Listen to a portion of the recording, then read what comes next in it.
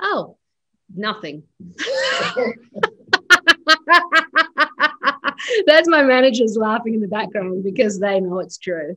I focused on the creative aspects of it, all the creative aspects of it. And I left, I had an incredible producer, Vincent Landay, who had produced Being John Malkovich and Adaptation and Her. And I knew I was in good hands because those were three of my favorite movies.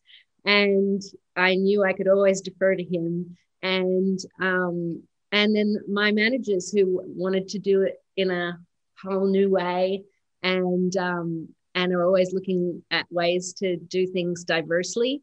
And so I knew I wouldn't need to focus on the business side at all, that I could focus 100% on the creative world.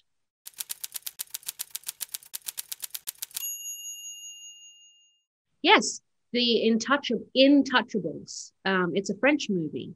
And that was really important. I wanted them to watch that. Weirdly, My Life as a Dog, I really wanted them to watch that just because I just loved how grisly it was. Festin, which is a dogma film, which is very dark.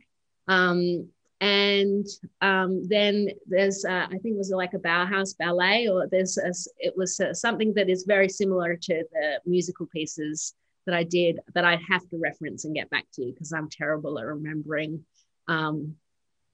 names and I need to pay my dues. I'll tweet it sometime.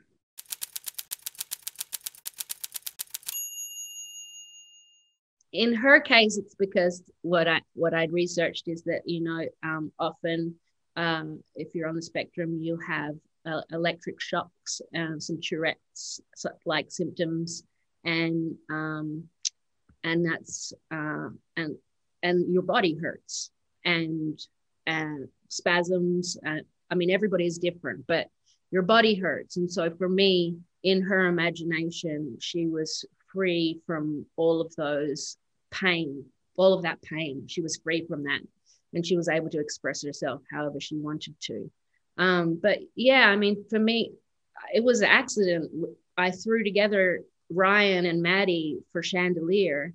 And I mean, I'm not stupid. I thought, cool, she's a kid and she's got bazillions of little young followers that watch her on Dance Mums.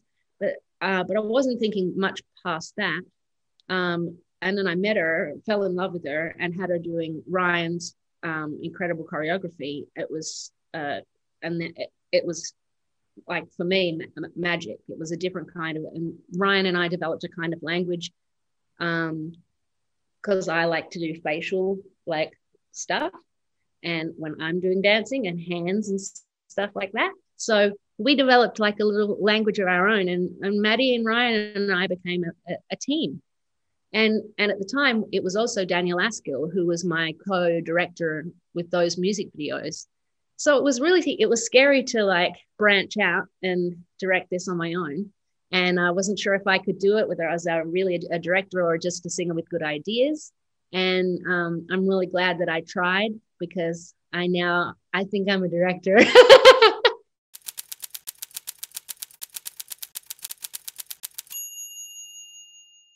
We had a lot of talks about it, and she cried a lot about it and hugged about it. And, her main fear was that people would think that she was making fun of me. And I mean, can you imagine? She was 14 and how courageous it was of her to trust me enough. I said, and I realized now I couldn't protect her, but I said, I won't let that happen. I said, you'll have final cut. Like it's a collaboration between us, and yet still, thank goodness, I'm getting most of the flack, and I should be getting all the flack because it is me that cast her.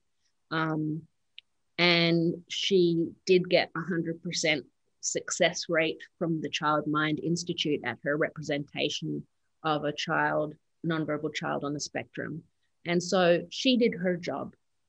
And if people want to be angry about me casting her, they should definitely be angry with me because she was so sensitive in her representation and so dedicated to doing a good job. And yeah, it would be so heartbreaking if she got flagged.